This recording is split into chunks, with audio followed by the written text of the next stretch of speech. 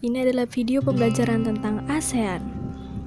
Video ini adalah tugas TIK yang disusun oleh Irma Armita Apriani, NIM 1213111043, PGSDE 2021. Association of Southeast Asian Nations atau ASEAN adalah organisasi negara-negara di Asia Tenggara yang didirikan pada tanggal 8 Agustus tahun 1967 di Bangkok, Thailand. Negara yang menjadi founding fathers ASEAN yaitu Indonesia, Malaysia, Filipina, Singapura, dan Thailand. Negara anggota ASEAN itu ada Indonesia, Malaysia, Filipina, Singapura, dan Thailand yang bergabung pada tanggal 8 Agustus tahun 1967, yang mana mereka adalah pencetus pertama atau negara pertama yang masuk dalam anggota ASEAN. Lalu selanjutnya disusul oleh Brunei Darussalam yang bergabung pada tanggal 7 Januari tahun 1984, Vietnam pada tanggal 28 Juli 1995, Laos dan Myanmar pada tanggal 2 Juli 1997, dan Kamboja pada tanggal 30 April tahun 1999. Lalu, bagaimana sih sejarah terbentuknya ASEAN? Jadi, pada tanggal 8 Agustus 1967, Menteri Luar Negeri Indonesia, Malaysia, Filipina, Singapura, dan juga Thailand duduk bersama di aula utama gedung Departemen Luar Negeri di Bangkok. Mereka menandatangani sebuah dokumen lahirnya Asosiasi Bangsa-Bangsa Asia Tenggara. Kelima menteri luar negeri itu ada Adam Malik, Narcisco Ramos, dan yang lainnya. Lalu, dokumen yang mereka tandatangani ini dikenal sebagai Deklarasi ASEAN. Itu adalah dokumen pendek dengan kata-kata sederhana yang hanya berisi 5 artikel. Meski pendek, dokumen tersebut berisi deklarasi pembentukan asosiasi untuk kerjasama regional di antara negara-negara Asia Tenggara yang dikenal dengan ASEAN.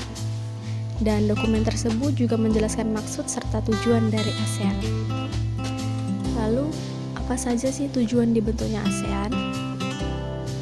Yang pertama adalah mempercepat pertumbuhan ekonomi, kemajuan sosial, dan pembangunan budaya di kawasan melalui upaya bersama dalam semangat kesetaraan dan kemitraan dalam rangka memperkuat fondasi bagi masyarakat bangsa-bangsa Asia Tenggara yang sejahtera dan juga damai. Selanjutnya, yaitu untuk memajukan perdamaian dan stabilitas kawasan melalui penghormatan terhadap keadilan dan juga supremasi hukum dalam hubungan antar negara di kawasan dan kepatuhan pada prinsip-prinsip piagam perserikatan bangsa-bangsa. Tujuan yang selanjutnya adalah untuk mempromosikan kerjasama aktif dan saling membantu dalam hal-hal yang menjadi kepentingan bersama, yaitu di bidang ekonomi, sosial, budaya, teknis, ilmiah, dan juga administrasi. Tujuan dibentuknya ASEAN selanjutnya yaitu saling memberikan bantuan dalam bentuk fasilitas pelatihan dan juga penelitian di bidang pendidikan, profesional, teknis, dan administrasi.